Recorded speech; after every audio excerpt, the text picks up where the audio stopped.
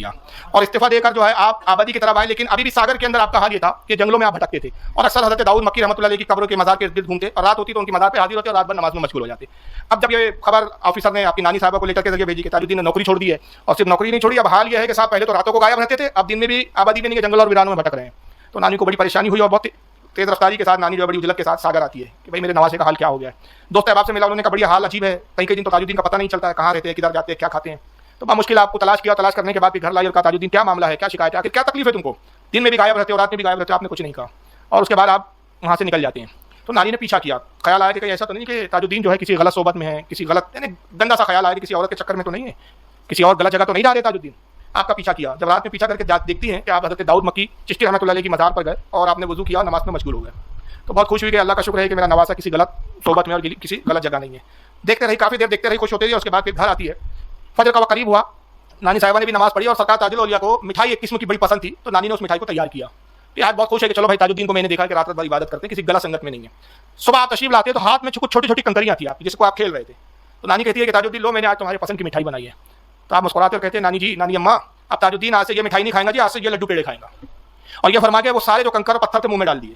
जैसे मुंह में डाले, नानी ने देखा तो दौड़ी कि भाई ये मुंह में डाले दांत जख्मी हो जाएंगे, होठ जख्मी हो जाएंगे, मुंह जख्मी हो जाएगा, और हाथ मुंह में डाल के पत्थर निकालना चाहती है। तो देखती क्या है कि मुंह में जाते हुए तो पत्थर थे, अब दहन के अंदर गए तो पत्थर नहीं है बल्कि मिठाई और लड्डू में तब्दील हो चुके हैं। तो नानी पर भी एक हद तक जाहिर हो गया कि ताजुद्दीन अल्लाह के बहुत बड़े वली है। चुनांचे आपको सागर से लेकर कामती वापस आती है और कुछ ही अर्से के बाद नानी साहिबा का फिर विसाल हो जाता है।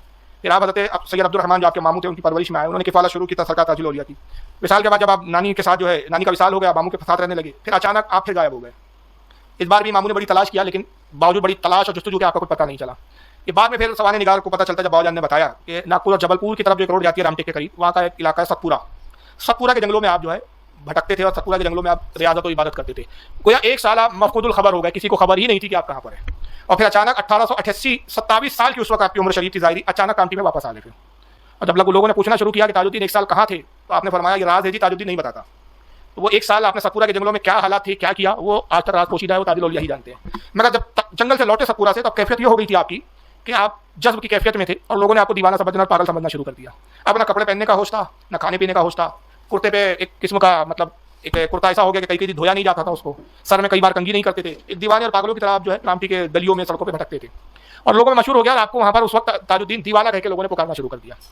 कुछ मस्करे किस्म के लोग आपको परेशान करते, हत्ता के बच्चों ने आपको पत्थर मारने शुरू कर दिए।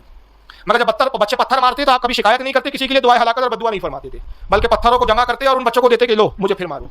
यहाँ तक कि अगर कोई देख लेता कोई शख्स और वो बच्चों को मना करता और डांटता कि बच्चों क्यों पत्थर मार रहे हो इस दीवाने को, तो आप फरमाते बच्चों को नहीं रोकते जी, बड़े प्यारे प्यारे बच्चे हैं, ये पत्थर नहीं मारते, ये फूल मारते जिनसे खुशबू आती है।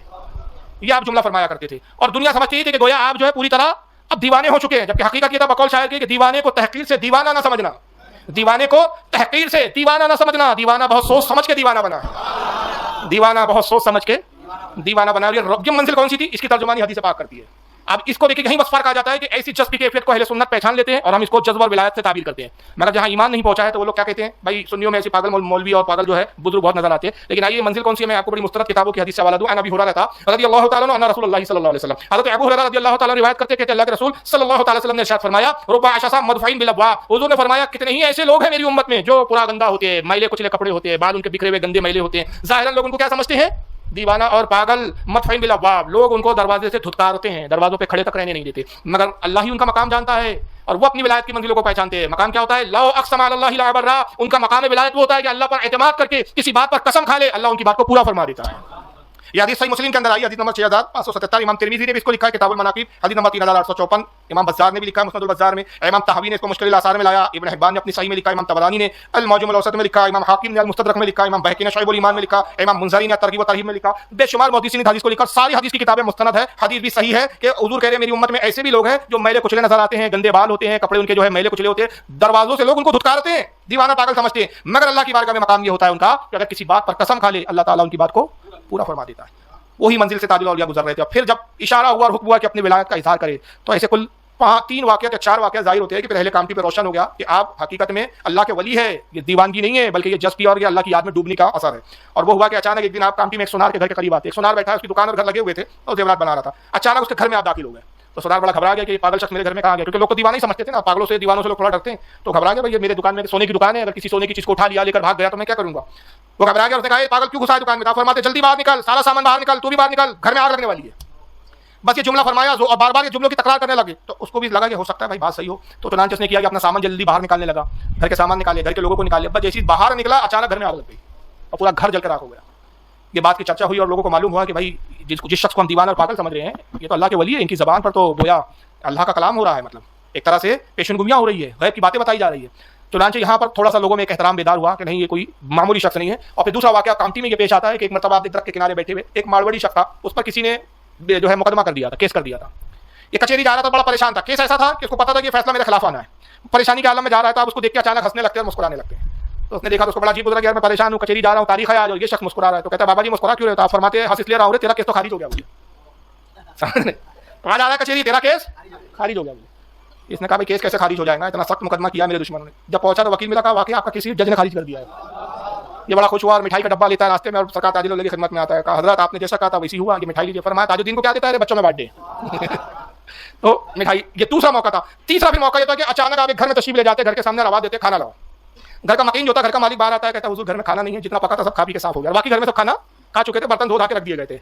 उसने कहा बाबा साहब खाना नहीं है। बाबा जी बोले अरे झूठ क्यों बोलता है, खाना तो संदूक में रखा है। उसने कहा खाना भी कोई संदूक में रखता है, कोई खाना भी इतनी कीमती चीज है कि संदूक में कोई ताला लगा। अरे झूठ क्यों बोलता है, खाना संदूक में ला, खाना ला। अरे बाबा जी खाना पकाया था, बच्चों ने सबने मिलकर खा लिया, बाद में सुबह आइएगा तब खाना देंगे। कहा बेटा संदूक में देख तो खाना रखा है। जब बहुत जोर दिया उसने कहा अच्छा लाओ भैया। तो उसने बिल्कुल गुस्से के आलम में संदूक लाया, ताला लगा था, खोला, जब खोलता है तो गरम गरम खाना रखा हुआ है। ला बोले खाना दे। अब जब ये वाकयात ज़हूर में आए तो अब नतीजा ये हुआ कि चर्चा होने लगी कि भाई अल्लाह के बहुत पहुंचे हुए बुजुर्ग है। और उसके बाद फिर एक अजीब मामला हुआ कि अचानक आप जंगल में जाते, शेर को आवाज देते और वो शेर का नाम रखा, शेर आता, उस पर बैठ जाते और पूरे कामती में शेर पे सवारी करते। लोगों पे खौफ होता, लोग दूर दूर हटते, ये हजरत जो है सवारी करते। तो आपका उस वक्त कामती में नाम क्या पड़ गया, बाबा शेर सवार। ताजुद्दीन नहीं कहते थे उस वक्त, आपको कहा जाता था बाबा शेर सवार। जिस गली से गुजरे बाबा शेर सवार जा रहे हैं। और उस वक्त पूरे लोगों पर जाहिर हो गया कि भाई अल्लाह के वली। अब नतीजा ये हुआ जो पत्थर मारते थे वो हार गुलदस्तों और फूलों के हार लेके खड़े हुए हैं। वो लोग जो बाजारों में और घरों से धुतकार देते थे, अब हालत यह कि नजराने हाथों में लेके अकीदत की निगाहें बिछाए खड़े हुए हैं। और एक हुजूम और कैफियत ये हो गई उस वक्त ताजुल औलिया की कि जिस तरफ आप चलते पूरी आबादी की आबादी आपके पीछे चलती। अब भजिए वालों की दुकानें भी है, चाय वालों के ठेले भी है, फूल वालों की भी दुकानें हैं साहब, शिरनी वालों की दुकानें, मिठाई वालों की दुकानें। जहां आपका कयाम हो जाता एक अपने आप में शहर आबाद हो जाता। परेशान हो जाते। अब नतीजा ये हुआ कि मखलूक खुदा और जम्मे गफीर इतना आपके इर्द गिर्द आने लगा कि आप परेशान हो गए। तो आप फरमाते कि ताजुद्दीन को बहुत सताते, लो जी मैं गायब हो जाता हूँ। तो आप जंगल में जाते तो जंगल में भी पूरी आबादी चली जा रही है, सैकड़ों हजारों का मजबा चला है पीछे। और वो जंगल में जाके ताजुल औलिया अचानक निगाहों से गायब हो जाते। तो लोग भी इतने डिट बोले यहाँ से गायब हो, यहीं वापस आएंगे, वहीं बैठे रहते सब, जाते नहीं थे।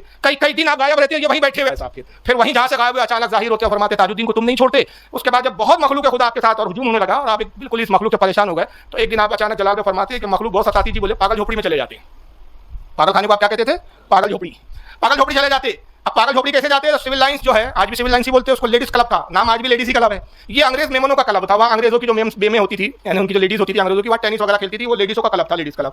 तो ये जनाब एक दिन वहाँ पे मर्दों का आना ममनू था, मर्दों की पाबंदी थी, सारी अंग्रेजों की लेडीज, और हिंदुस्तानी का आना तो बिल्कुल कतान ममनू था वहाँ पर। तो आप वहाँ गए और एक दिन वहाँ पे जाके कपड़े उतार के बरेना हालत में आप लेडीज क्लब में घुस गए। आप घुस गए तो शोर हुआ, पागल आ गया, पागल आ गया, पागल आ गया। पुलिस को इन्फॉर्म किया गया, सब अंग्रेज पुलिस आई और आपको गिरफ्तार कर लिया गया।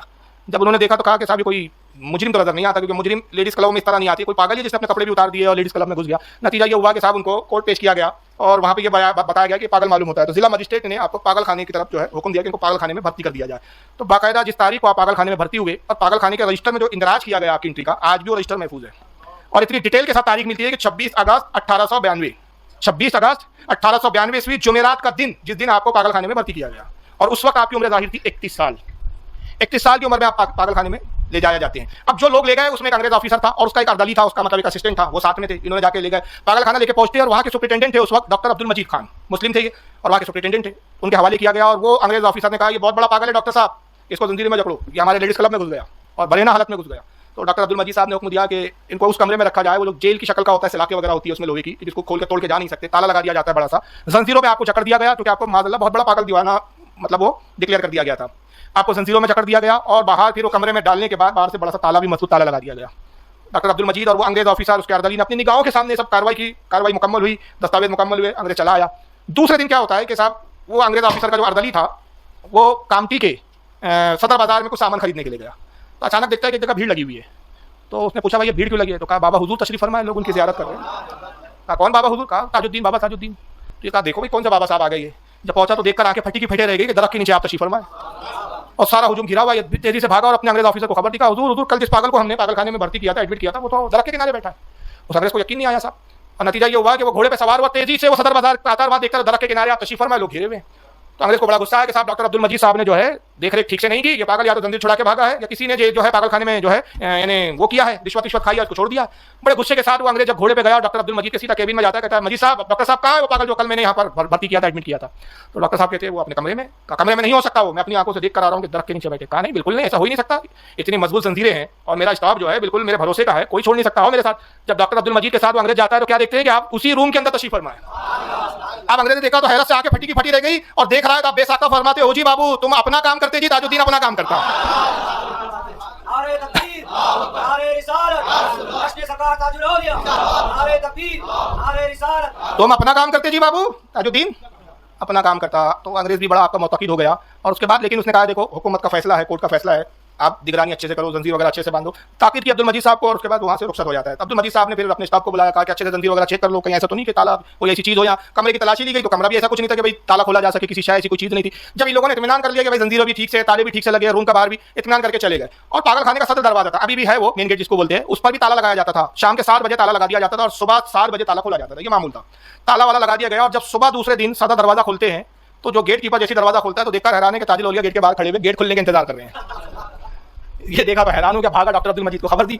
वो अपने घर में सो रहे थे और क्वार्टर्स वहीं थे, तो वो क्वार्टर्स में गया, बोले डॉक्टर साहब ताजुद्दीन तो बाहर से आ रहा है। ये भी अब्दुल मजीद साहब बाहर भागते हुए आए तो देखा गेट के बाहर खड़े हुए और उसके बाद जब रूम में जाके देखा तो रूम को ताला लगा हुआ है, जंजीर वहां पड़ी हुई है।